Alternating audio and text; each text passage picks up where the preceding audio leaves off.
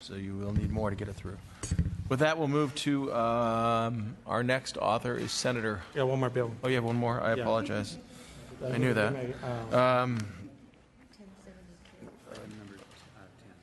File item number 10. Did you bring in my guest? There are witnesses outside because of the line. They're going to bring them in right now.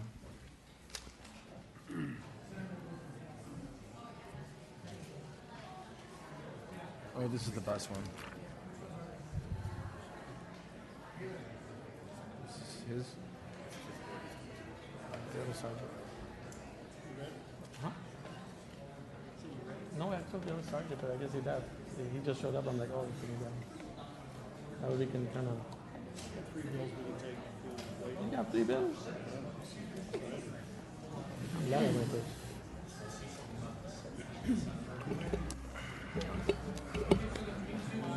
I think I got you. Okay. This LA. Brace yourself. Yes, wait. Okay.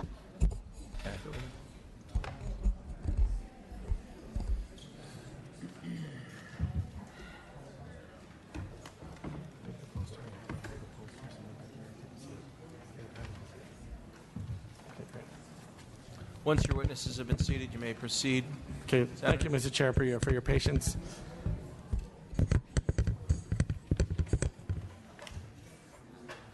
Okay.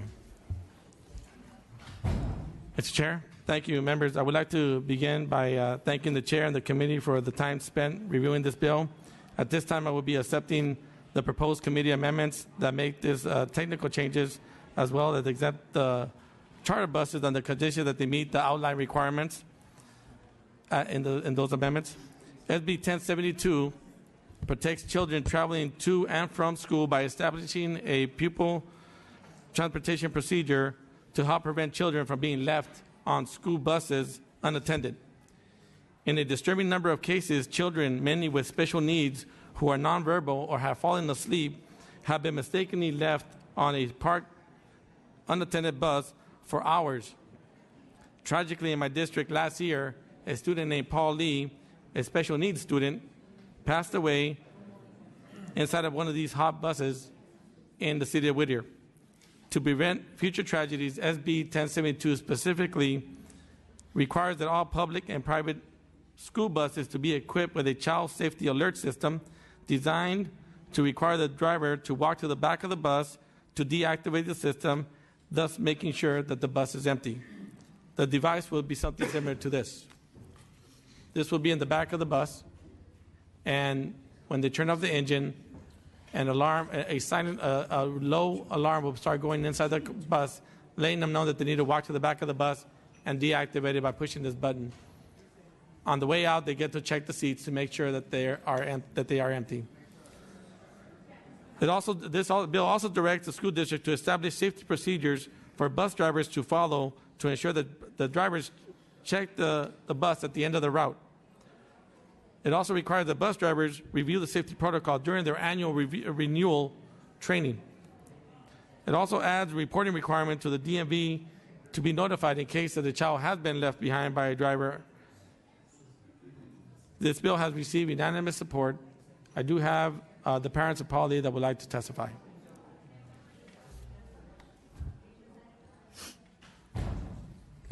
Good afternoon, everyone, and thank you all for being here today. My name is Eun-ha Lee, and I'm the mother of Hyunjun Paul Lee. Paul was killed last year when he was left behind on a school bus, during one of the hottest days of the year. I cannot begin to describe how deep my pain is of losing my only son. Paul was my life.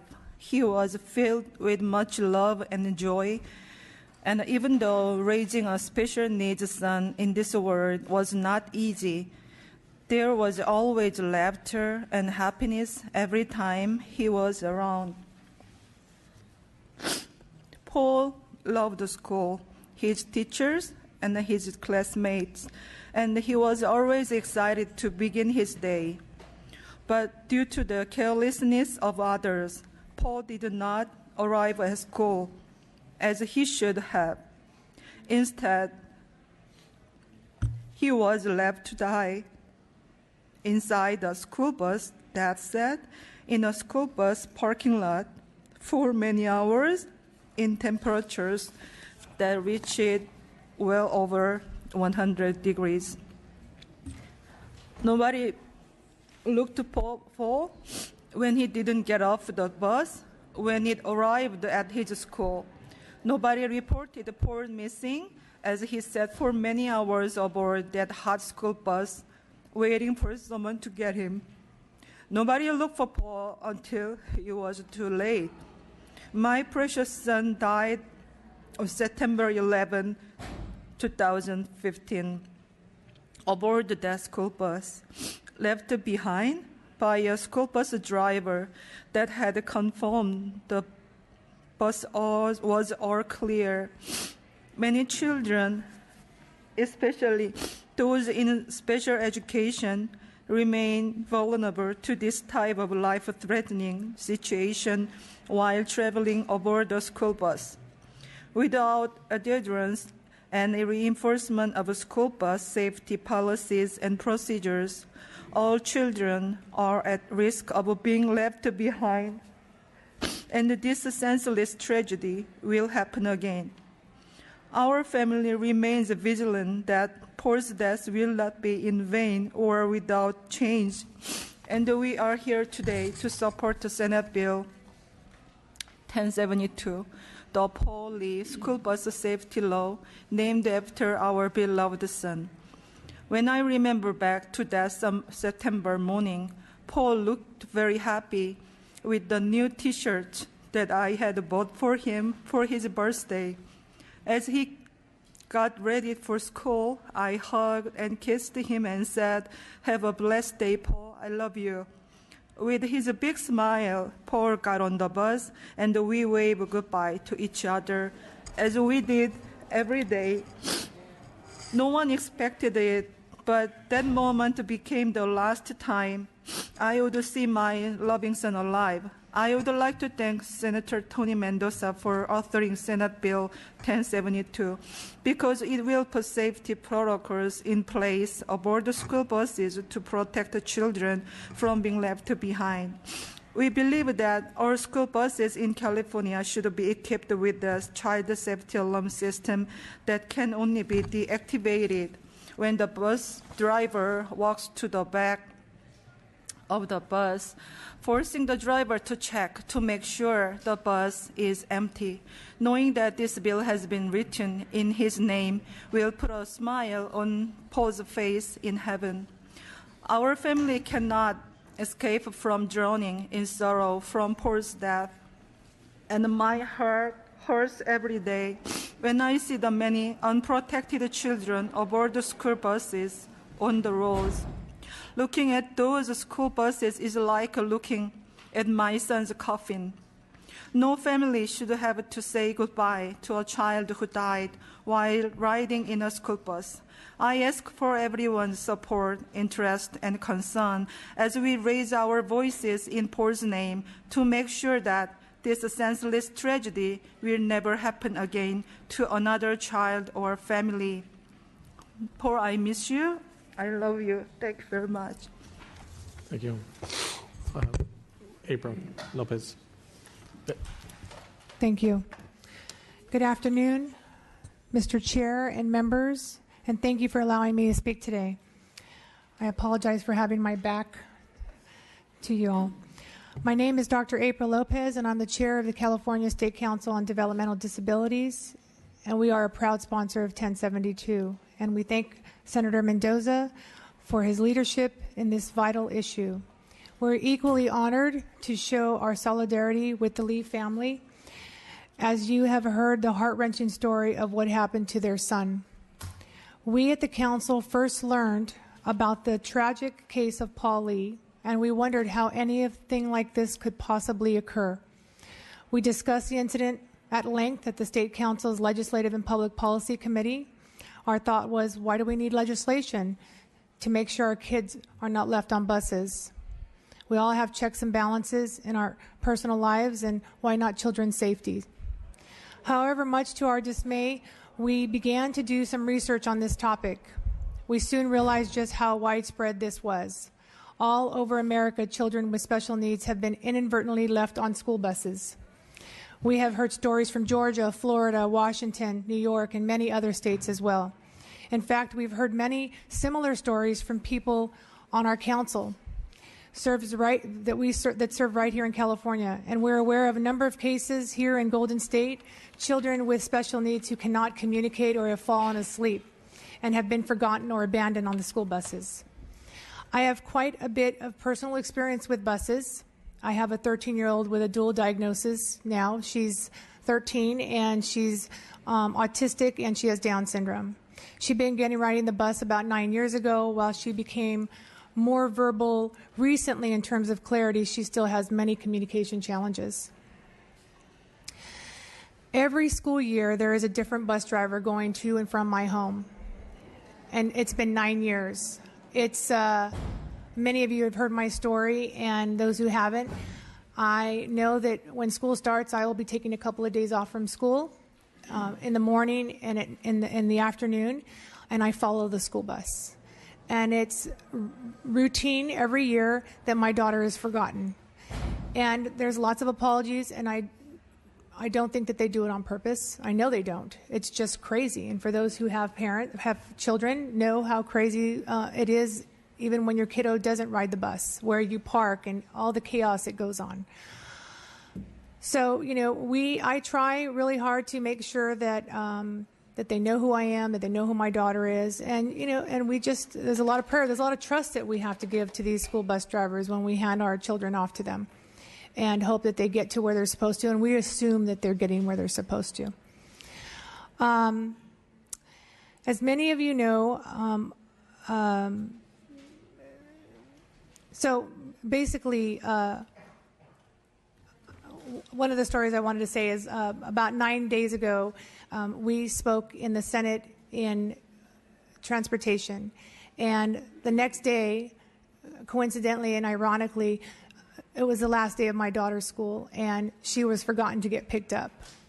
And I called my husband and said to him, it's just so ironic that they forgot to pick her up at the school. And so fortunately, someone who knows me called me to tell me, and I said I can come pick her up. And then, of course, another bus driver was dispatched to come and get her, and she got home about half an hour late, and I was there waiting for her. And the school bus driver was just very kind and said, "We're so sorry, I don't know what happened." And I said, "Don't worry about it. It's okay, I'm here." So many parents don't have the resources to follow the bus, to be at home waiting. There's just that assumption the bus is going to get there and the bus is going to get home. About over 10% of IEP children and those who don't have IEPs, the special needs kids, are riding our buses today that don't have services, that haven't been diagnosed yet. We need to take extra safety measures in our school transportation.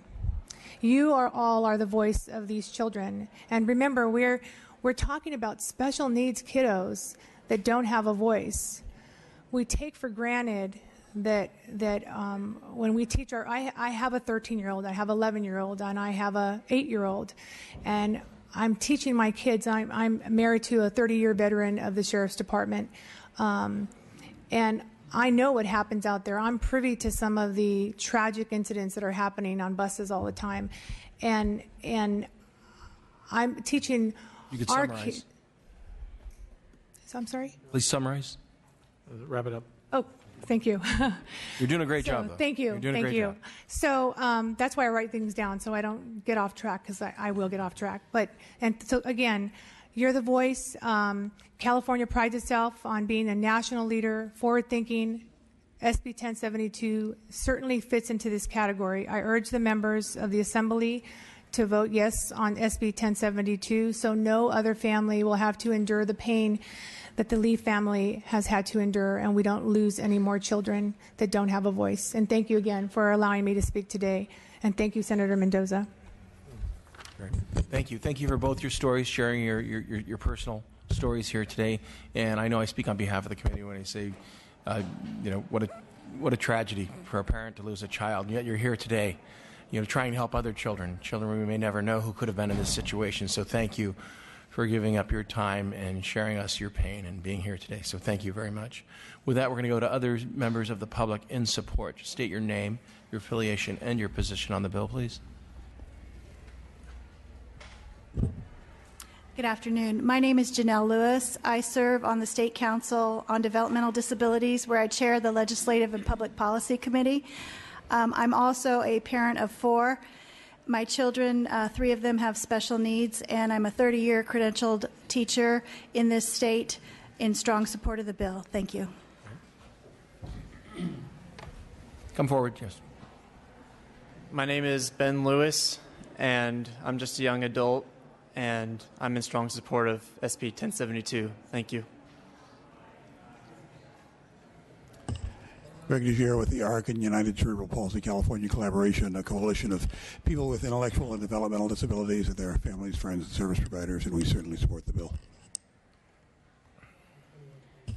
Erica Hoffman on behalf of the California School Boards Association. We are in support of the bill, but also on behalf of Michelle Castro at the SIU, she did ask me to say that they are in support of the bill as amended, although she still would like to see the charter buses included. Thank you. Lydia Bourne, representing American Academy of Pediatrics, as well as the California School Nurses. We're in support. Laura Preston, Association of California School Administrators, in support.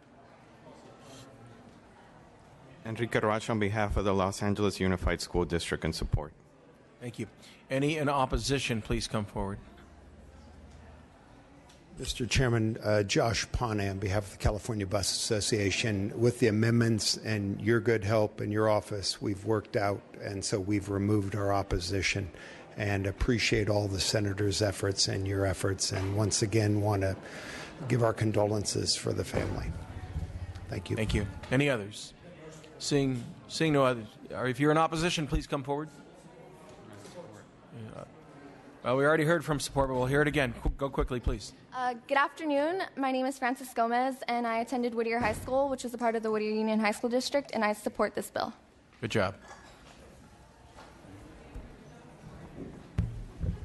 Hi, my name is Jade Lorenzana, and I attended Whittier Union High School District, and I support this bill. Hi, my name is Bianca Navarro. I attended Whittier High School, and I support this bill. Hello, my name is Priscila Revillaga. I went to Whittier Union High School District, and I support this bill. Apologize, Mr. Chair. Rosanna Carvacho on behalf of the Alameda County Board of Supervisors, also in support. Melissa Cortez Roth on behalf of Autism Speaks and the Center for Autism and Related Disorders in support. Thank you, Mr. Chair and members. Tristan Brown with the California School Employees Association. We're actually still in a perhaps supportive amended position. We really want to thank the author for working with us this whole time to put in some due process provisions in this bill. We just have some concerns, and they're looking through the provisions about another adult escort and who that person might be, what training, and digging into that. And so we would like to continue to work with the author on that. Thank you. Thank you. With that, hearing no more opposition or support or opposition, you may close. Mr. Chair, thank you so much. I want to thank your staff, Mr. Chair, for providing the assistance this past week to make this bill better. And I just want to thank all of you for your patience. This is a very difficult issue for everybody here, the family, and just respectfully ask for your vote today. Thank you. Great. Thank you. Was there any comment from the committee? Yes or no? Yes. Do it. Thank you, Senator Mendoza, for working with the committee and also working diligently to address all of the concerns when this was first addressed, and we had a robust discussion on this in our Transportation Committee.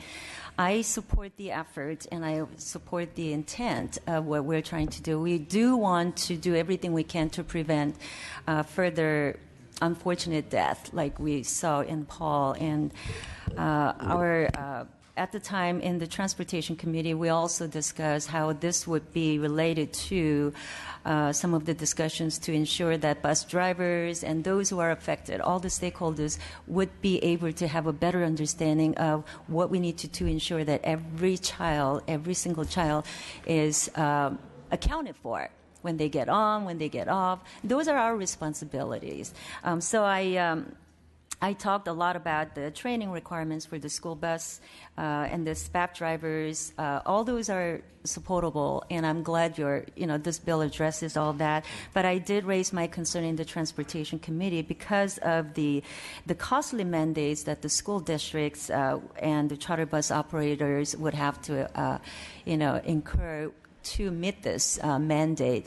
But I understand, and then at the time I said I will reserve my comments and my to see that you are working through this before it came to this committee, and I'm glad that you are doing it. So I want to thank you for working with the private carriers to exempt them from this, mandate. And so I'm very comfortable in supporting it today, and I do want to extend my personal condolences to Mr. and Mrs. Lee, and hopefully this will help you to keep Paul Lee's memory alive in your hearts. I know he will always be remembered, and he will always live in your hearts. But hopefully, this will bring you a little bit of a comfort going forward. So once again, I offer my condolences, and I'm happy to support it today. Thank you.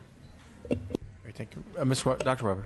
Yes, I want to thank Senator Mendoza for this bill.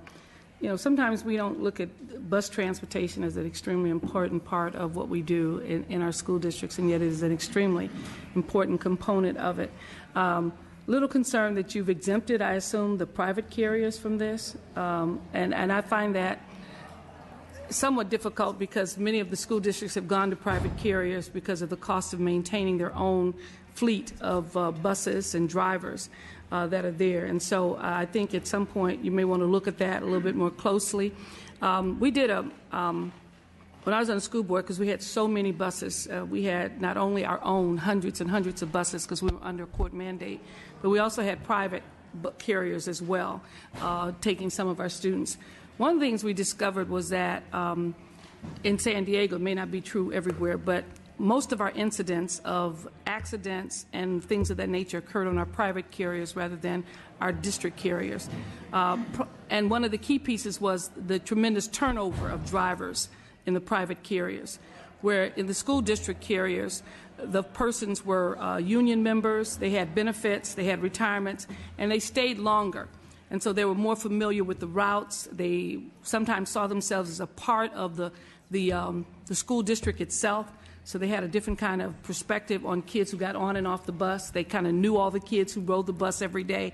And so we had fewer incidents, not only with our disabled students, but with our regular students, other students as well, because they were members of the district and had a sense of staff development training and longevity in the job, where when we had few accidents and the things that occurred, there were often situations where the drivers were changing constantly, people were leaving because the wages weren't as great, and in addition to that, they were new learning the route, and so they leave kids, and they wouldn't pick them up, and they would get them in the evening. And so we eventually went to all district carriers because of the number of incidents we had with others. And so I think as we move forward, we want to look at that. I know the device can be expensive, but it's a small price to pay. If you don't have individuals on the buses, sometimes we used to have, when we had more money, we had our bus monitors who rode the buses with kids. We don't always have that anymore. But I want to thank you for that. I want to express to the family our condolences on your loss. All of us were devastated when we heard about it because we have kids and friends and relatives and family who ride these buses every day. And the idea that someone could be left on the bus just sound unimaginable. But I know when folks have busy schedules, it happens because parents even leave their kids in their own cars sometimes without thinking and knowing what's going on. So I appreciate your comments, but I would hope at some point you'd also look at the private carriers. Thank you. Thank you. And just to clarify, the private carriers, the home-to-school carriers are covered under this bill. Yes, they are. Oh, they are? Okay. Yes, they are. Someone said they were exempt. exempt. I understand your concern and your comments about the quality of the bus service, and those are well taken. Great. As one who grew up taking a bus. Yes, because most of our kids are in those private carriers. Thank you. Vice Chair. Okay. Thank you, Mr. Chair. I just wanted to quickly say I'm so sorry for your loss. You are brave. You are brave, poised, and very loving in your testimony today. So thank you for being here. I see Paul's smile in your face, and appreciate you taking the time and the courage to be here today. With that, we need a motion and a second. Oh, yeah, it's been moved and seconded, and you may close. Respectfully, after your vote, Mr. Chair. Thank you for your help. And again, on behalf of the committee, I do thank the families for coming here today and sharing your stories and your tragedy. Thank you. With that, please call the roll. The motion is? The motion is do pass as amended. Two appropriations. O'Donnell? Aye. O'Donnell, aye. Olson? Aye. Olson, aye. Kim? Kim, aye. McCarty? McCarty, aye. Santiago? Santiago, aye. Thurmond? Weber? Weber, aye. 6-0, the bill is out. Yes. Thank you. And thank you for your presence here today. It matters to us, too, so thank you. With that, we're going to go to Senator Leno, who is next on our list.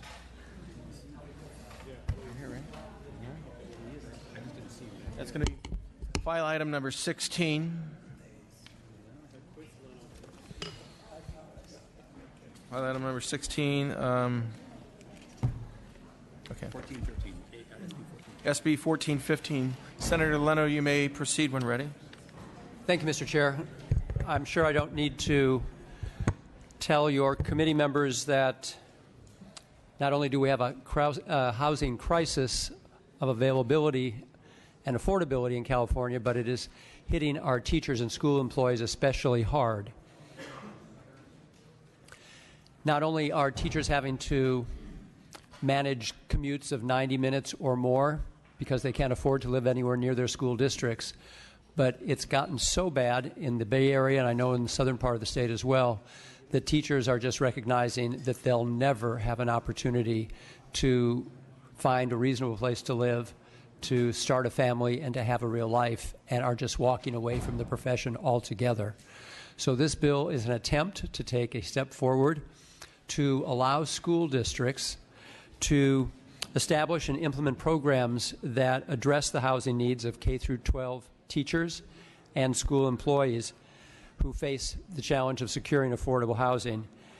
The bill allows these projects to restrict occupancy to teachers and other school employees while accessing federal tax credits for affordable housing, and that's really what this is, recognizing the restrictions of the Civil Rights Act, that we have federal and state laws that prohibit discrimination, but at the same time, we can amend our statutes so that we can build housing for teachers and school employees and still access these tax credits. That's basically what the bill does. The bill has no opposition, bipartisan support, and I would ask for your aye vote. Great. Thank you. Other witnesses in support? Yes, hi, I'm Sophie Hayward from the San Francisco Mayor's Office of Housing and Community Development. I'm the Director of Policy, and thank you very much for all of your work on this. And San Francisco is committed to building and funding housing for educators and school district employees. This bill will be enormously helpful in that it will authorize us to build housing on underutilized school district-owned parcels. It will also allow us to access much-needed federal and state tax credits in order to support the production, the financing for that affordable housing. So I'm happy to answer any questions that you may have. Thank you.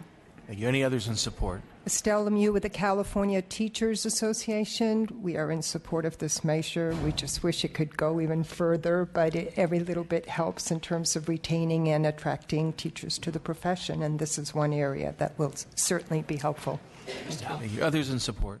Ron Rapp on behalf of the California Federation of Teachers, speaking in support. This is a huge issue for our members, particularly those members teaching in the Bay Area. They can't afford to live there. They have to commute sometimes hours to get to school. And the ideal situation is that our teachers live in the communities where they teach. Thank you. Good afternoon. Karen Lang on behalf of Mayor Edwin Lee and the City and County of San Francisco in strong support of our Senator's bill today. Thank you. Good afternoon. Derek Lennox on behalf of the Contra Costa County Coalition of Superintendents in support. Thanks. Mr. Chair and members, Erin Evans on behalf of the San Francisco Unified School District in support. Thank you. Jody Dayberry, Lake Tahoe Unified School District in strong support. We have many teachers that are leaving California and going to Nevada because they can't afford to live. Barrett Snyder, we have the Santa Clara County Office of Education and Support. Dale Kennedy, Kings Canyon Unified School District, in strong support. Any opposition? Seeing no opposition, any members of the committee wish to comment? Seeing no... I have a question to the Yes, author. Assemblywoman. Let's see. Through the legislative actions, I believe we have established in early 2002 the extra credit teacher program, correct? Was it extra credit teacher program where the teachers get the subsidy or support? Tell me a little bit about this extra credit teacher program that was established in 2002 for the purposes of helping the teachers, where they, this was so that they could have extra fund in order to make their housings a little more affordable within the schools or the areas where they're teaching. I don't know if that's still in existence. Could you... Assemblywoman, I cannot speak authoritatively on that 2002. I'm just asking if you or your staff knows, or our consultant, if the program is still in existence, because that was established to help the teachers for that very... We can do some research and get back to you. Okay. The reason for that is obviously I think this is good to to help the teachers to make sure that teachers and service employees have an adequate housing and be able to stay near the area where they're teaching. It's a very good goal to achieve, but we are trying to authorize school districts to establish programs to assist teachers and school district employees with their housing needs on the district-owned land. That is correct. Tell me, district-owned land is also taxpayer-supported school district land, isn't it? So this really follows a model that we already have for faculty housing for higher education, but we don't have the same allowance for K through 12. So this would be on surplus school property. We've taken amendments that clarify that no Prop 98 money will be used for this purpose and that no money will be taken out of the classroom for this purpose. Sure. Okay. Mr. Chair, with permission, some school districts have actually built housing on school property now, but because of the source of funds, it cannot be limited to teachers only. This bill really opens the door for housing to be truly restricted to teachers and school district employees. Schools have already built it on school property before. LAUSD has done it. Any other comments? Dr. Rubin. I want to thank the author for being forward-thinking and innovative in putting together this proposal. One of the greatest challenges, obviously, in getting teachers to come into the profession and stay into the profession is the issue of housing, particularly in areas where the housing is expensive. And so they can't afford to live in the area, and the commute is too long. And so teachers are leaving, going into the other areas where we have a great need in the inner city. And as you pointed out, it's nothing unusual. Our universities have the same problems because most of them are located in very affluent communities. UCSD and La Jolla and San Diego State had difficulty attracting faculty, new faculty who would come, but couldn't afford to buy. And so I think the state at one point, CSU, I know, gave $10,000 to each faculty to assist with their down payment on property so they could buy property rather than just rent. And so this is happening throughout the state, especially in those areas like UCSD, Berkeley, San Diego, all those areas where the cost of living is very expensive. And faculty are making $50,000, $60,000, $70,000 a year, can't afford the expensive housing in the area.